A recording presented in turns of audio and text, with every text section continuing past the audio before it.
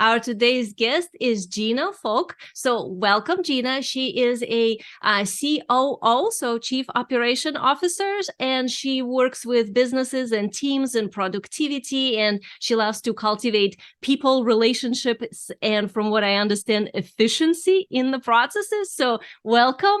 And it's so nice to have you, because this is kind of an unusual turn onto, like, okay, you have your business, you have everything, and now you got to go further. And this is where a lot of times people run into hiring wrong people, getting completely disorganized team, or not a team, just people that are together doing something, but they're not even coordinated. And I'm sure this is where you come in with way more clarity. So why don't we start by you kind of explaining what is it that you actually do? What is it I actually do? That is a fabulous question because people ask me all the time, what is it that you actually do?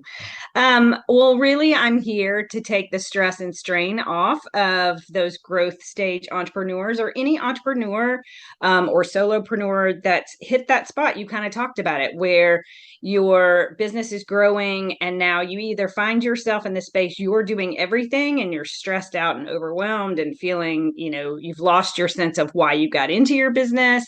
You really have almost lost your sense of purpose.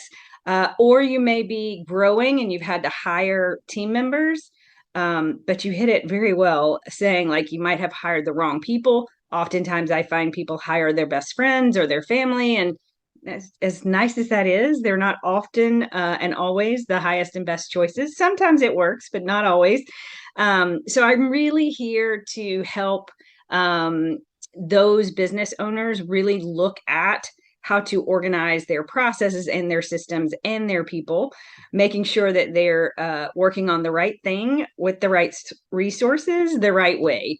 Because if you're not doing that, then you're spending your valuable time, energy, and money, uh, and it's just going out the door. And that's not what we're here for. We want to be able to deliver value and have something to reward us for that value that we're delivering.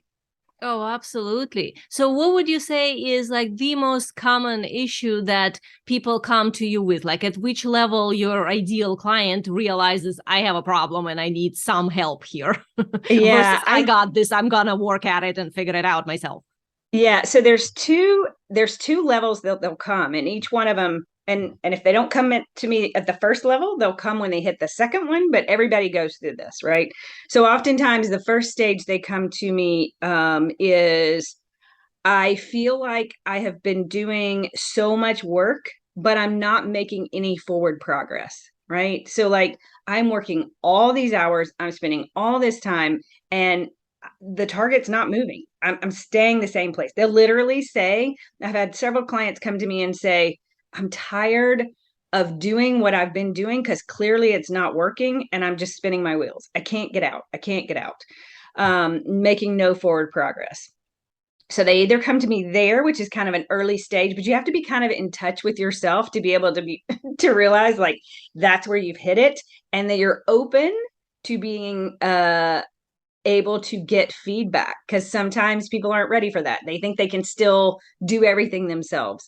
So that's usually the first stage that they'll come to me. But if they're like, no, I can do this, I can find a different way, then the second phase, and the one that they most often hit me at, is when they're overwhelmed. Like, I've done it, I'm overwhelmed, I can't do this anymore, I'm stressed out, like I've given up. My hands are my hands are in the air, I surrender, can you help me? So those are the two areas. And what usually would be the thing that they feel like they need help with, like this level of overwhelm and everything? Okay, but what is it that they see as the problem? I'm curious. Like, do they see that, oh, I have wrong people?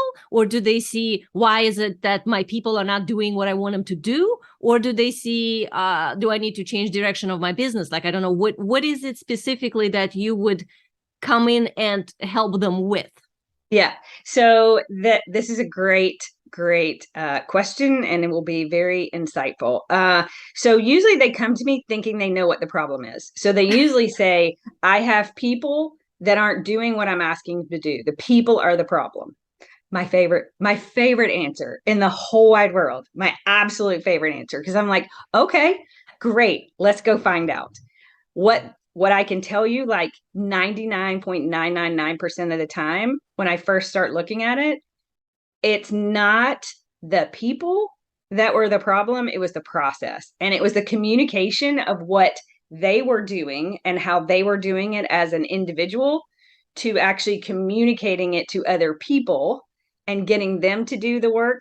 And there's always something lost in that translation, which tells me that the process wasn't set up correctly to begin with. Mm-hmm. Now, oftentimes, so they come always saying, my people aren't doing what I'm asking them to do, right? I've hired the wrong people, or I need more people. Or like, I think they never come and tell me they think the process is wrong. They're always blaming it on like the people. So, but what happens is they got the wrong problem. Because in all of my years of doing operations work, it's very rarely at the very first the people.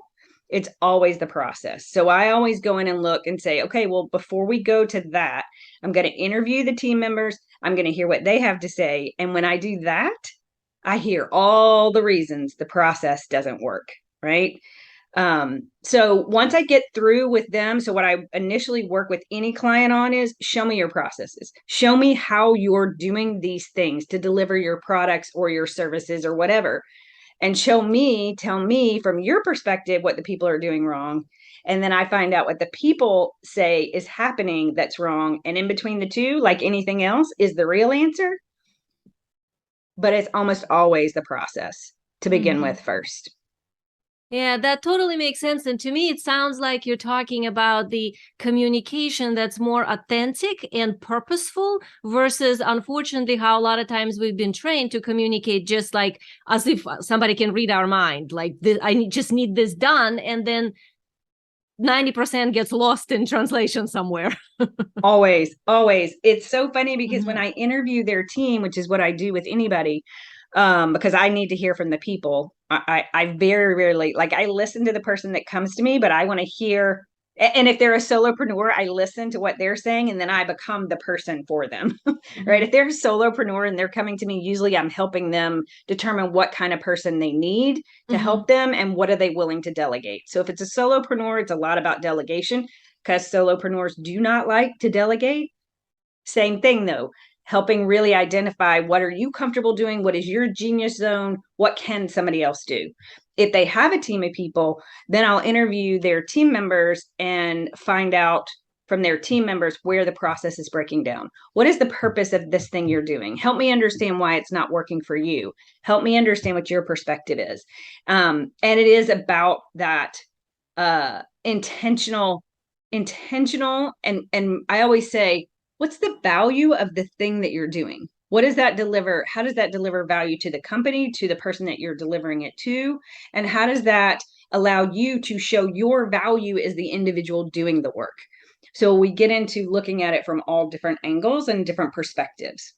Yeah, and it sounds like to me what you're talking about is the different stages in business as well. Like I have found with my clients that what got them to six figures definitely is not the same structure and processes that's going to get them to, even multiple six figures, never mind 500,000, never mind further. So there are different strategies that I, as a business coach, have to kind of show them, teach them, or even resonate with them to bring them into, okay, now you're ready to go this way versus that, which means some parts have to be outsourced. So do you find that like you work with people at certain level of income? Like do they have to be at a specific stage in their business to become your client or? Yeah, well, it depends. So the answer I'm going to give is going to sound really harsh, but it's not meant to be harsh. They have to be at a certain level where they're comfortable to invest in my services, Mm-hmm. right? Because if they're not comfortable to invest in the services, then we're not going to get them anywhere, right? So whatever that is for them, and I can't dictate what that is. Usually the teams that I work with are those that are in that high spurt of growth. They now have the confidence and they know they're going to continue to grow and they know that they're holding themselves back and they're willing to make that investment. So yeah, like they figured out their client acquisition, they figured out what their processes are as far as what the gift they delivering to the world. Like they know that yes, part. They just now want to yes. grow. Mm-hmm. Yeah, because I'm not the person that's going to teach them how to do the sales and the marketing. Like when Right. all that is sound and they're seeing that stuff flowing through and they're seeing that growth, yeah, that's when they pull me in, Mm-hmm. because they realize that's time to do themselves. Actually, I have a client that just contacted me and she loves the sales side and she's really starting to grow, but she's recognizing that all this effort she's putting into the sales and marketing, it's draining away in the operational processes and her profits are being eaten up. So she's like, I've put all this energy and time and money into getting all these sales in, but now I'm not making any money at the end of the day. Can you come help me? Yes. So whatever Mm-hmm. stage that is, that's when I come in and help people. And do you have your own team, or when you come in, you literally take over some parts, or do you like navigate them into who they need to hire? Yeah, so it depends on where they are. Right now, it's me mostly. However, as I'm continuing to grow my business, I have other people that if I needed to give them boots on the ground, I could resource Mm-hmm. them that way, right, Mm-hmm. as temporary. But my main goal is to help them choose the right people who are going to take them forward. Like, it's not, even though I have clients who are like, can't you just come work for us full time? No, yes, but no, because I'm here to help as many businesses as I can, right? So Uh-huh. my goal is to help teach them. And I have a model that I've been using, and it's not what's on my website. It's one that I'm rebranding right now that I use with people when I go into them. So ultimately, I'm teaching them how to do this for themselves, how to put those operational processes in place and how to evolve them and continuously improve them so they can do this themselves and don't always need me. Mm-hmm. Well, yeah, and I always appreciate when coaches kind of look at that from the standpoint, not like how to make the client dependent on them forever and ever, but how to actually teach the client to do the work to whatever degree that they need to do. Like I always tell my clients, like if you ever hire a coach, hire somebody who's going to help you be more you and Yes. educate you on what you might need, but not like Yeah. make you dependent. So yeah, definitely I agree with that one. So let's shift gears a little bit into a slightly different direction as far as what is the biggest lesson that you yourself had to learn in order to step into doing this? Because you're obviously talking about this not from just like, I went to school, so I know this stuff. There's something there that's driving you that's, more personal. So you want to talk about that a little? Oh, I sure do. The biggest lesson I had to learn is that this is actually a gift that I have, right? It is one of my divine gifts. I have, from the age of little bitty, 3 or 4, just been able to see how things can be done better, how they can be arranged differently. And I didn't see that was a gift. I just think everybody can do it. Like I can take a really complex problem and situation and get to the root of what the real issue is. But I never thought that was a gift. So for so many years, I do what many women do, and that is, oh, it's no big deal. What do you mean? I don't have that as an expertise. Why would anybody want those services?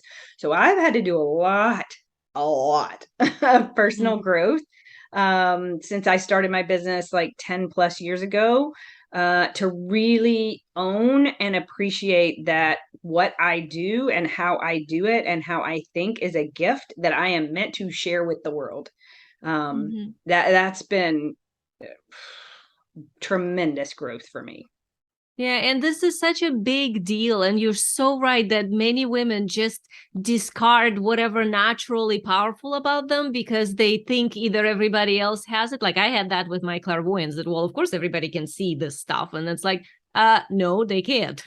So it's figuring out, I call it soul expertise, that thing that is not like a learned expertise, but something that came through you, the gift. Oh, That is really, really powerful. And I find that that's the strongest drive, right? Would you say that yeah, that drives you way yeah, more than money, let's say, or something else? for sure.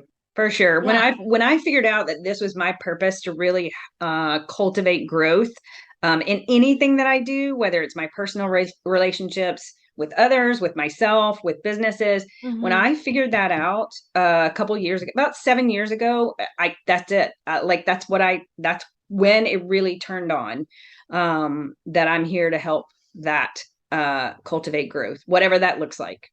Mm-hmm. Yeah, and your clients are probably finding that specific gift very unusual for them, right? Because to them it's like magic that you can like notice things that they've been looking at it for past 2 years, and you're like, oh, that.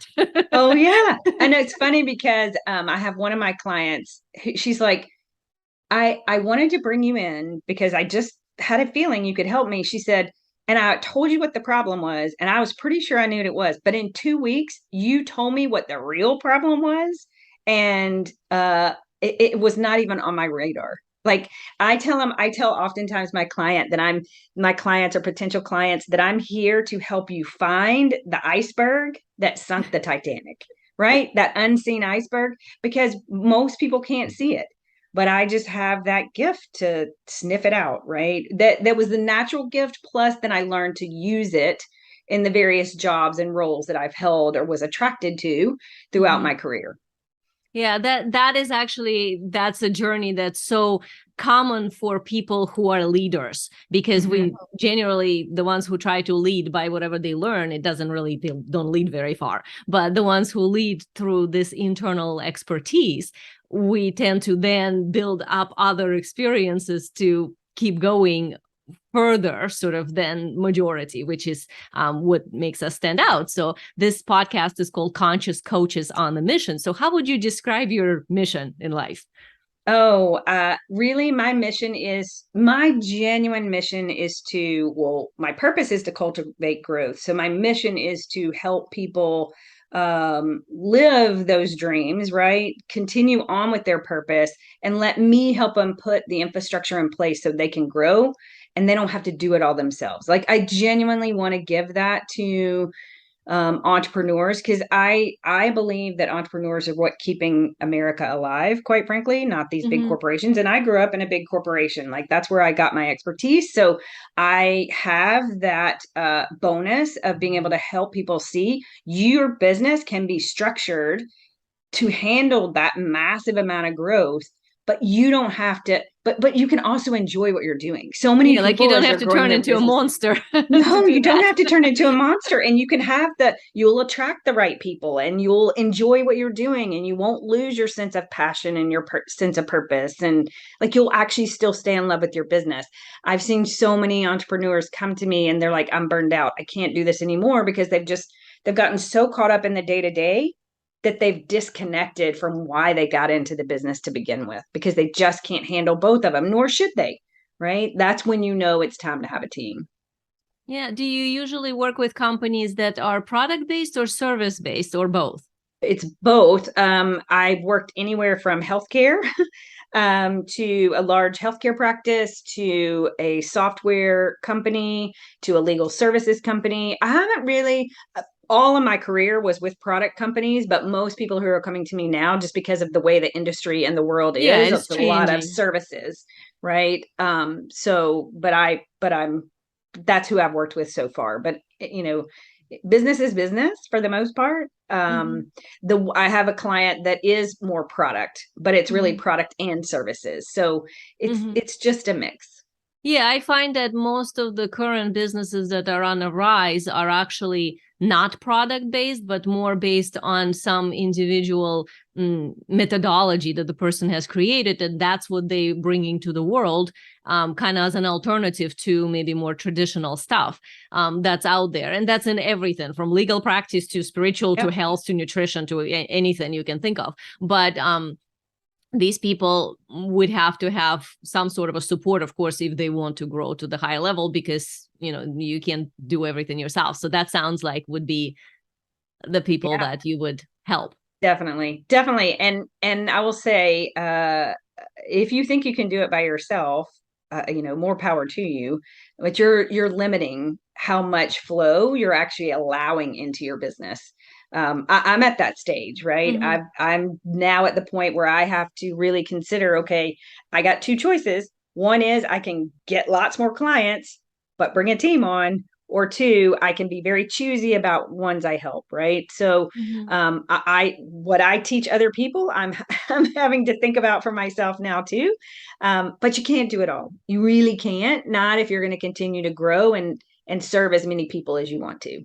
If Yeah, and those I two think don't go together. a lot depends on the business model and on the structuring of the business. But at some point, it's not even from the point of growth. But in my experience, it's a lot of it is from the point of just not a zone of genius. Would you say Yeah. that? Like some Oh, people for who sure. then try to spend, I don't know, 5 hours doing something online that they just not designed to do. It would be Exactly. so much easier to pay somebody to do that task, and not just a small task, but if it's like, component of their marketing that happens every day, and Yes. then you see people torturing themselves with some activity because that's how they got to six figures and that's what they've been doing. And it's like, yeah, Yeah. but if you keep doing Yeah. it. Yeah, exactly. And that's what I usually ask people, especially those that are, just the people that are solopreneurs, like, what is it that you love doing? What feeds you? And now tell me what drains you. Because Mhm. again, I'm really focused on allowing them to enjoy their business, and take a lot of the stress out. Because I find those people that their genius zone is in the sales and marketing side, right, of their business. They get drained, very drained. So they got the positive energy coming from the sales and marketing side, and then they take the drain comes from the operational side. And so now they're sitting at kind of that neutral. And if the operation problems are so much, they'll kind of go into that space of negativity and Mhm. stress.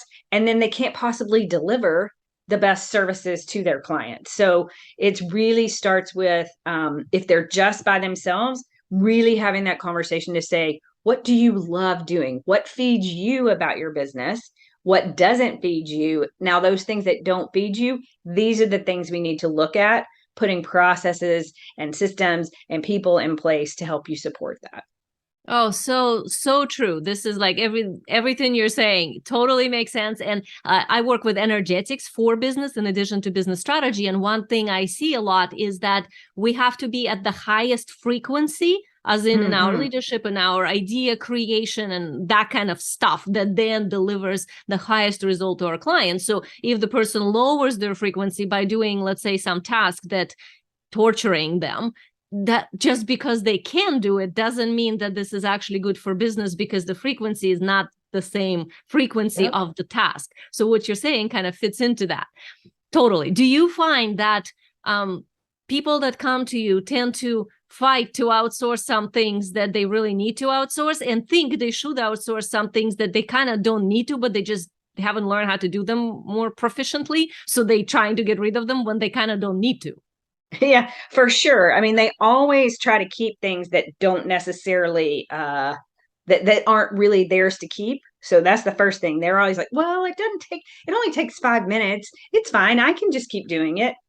Well, if you start adding up, it's like your credit card bill. If you start adding up like the $10 charges, it gets to be a lot at the end of the month. You're like, what just happened? Same thing goes with your time. Like all those just 5 minute tasks add up to a lot more time than people think they do. So that's usually the first one that I see. And then sometimes they're like, yeah, well, I need a person to do this for me. And I'm like, whoa, wait, what is the this? Let's talk about that. Is that really something you even need to do in your business?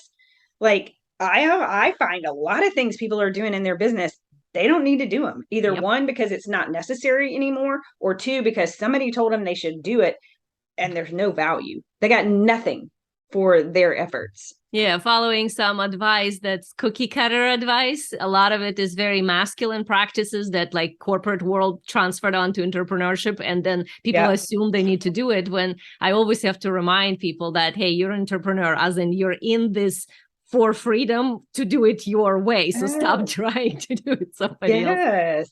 Yes. And I don't force anything on people. Like I know, I mean, I will say here's a best practice, but let's talk about what that feels like to you, right? Let's Mm-hmm. see if this is a best practice for you, because what's a best practice for one person and company and service may not work for another, even though that is a best practice. So, I'm here to provide guidance of what I've seen in the past, but I never just say, here, do this if it doesn't feel right to them. I ask a lot of questions like, what do you think and what do you feel about this? Because I need to draw out, is this really going to work for them or not?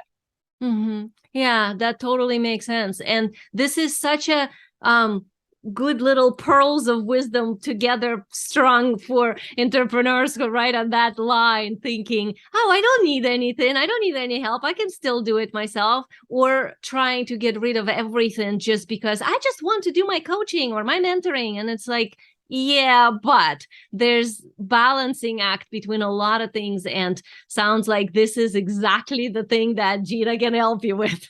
Yes, yes, yes. It's a lot of fun um, and I love it too. awesome. Well, is there one last piece of wisdom to kind of finally to conclude this that you want to share with the audience? Yeah, I think I knew you were going to ask me this question. And I think it's really like, remember why you got into your business, right? What is your purpose? What is that you know you're here to deliver? Like, don't ever lose focus of that. And remember that that's what we're here for, not all the other little stuff that tends to take up that time and energy. So I just say, please remember it's okay to say, no, this is my genius zone. You talked about it. This is where I'm meant to play, and it's okay. And there are ways to let other people join you on the journey. It doesn't have to just be you, and it doesn't have to be stressful. Oh, this is so good. So good to hear. I'm sure a lot of people kind of had a breath of relief from that one. Well, thank Yeah, you so much, Gina, for being here sure. and sharing your wisdom. So, Thank you, Gina Gina. Folk, she can be found on ginafolk.com. Is there any other places that they can find you to connect with you, Um, or the website is the best way? Yeah, website's great. Actually, LinkedIn. If you're on LinkedIn, on the website, my cell phone number is on there. It's my number. You're welcome to reach me on there. I will tell you, text me if you're going to call and text so I can make sure that I know who it is. Love Oh, to that, connect with yeah. people. That's awesome. So LinkedIn and website, ginafolk.com. And I will put in the show notes all this information. So you listeners, please go check out how to find Gina. So thank you so much for being here. Thank you. It's a pleasure.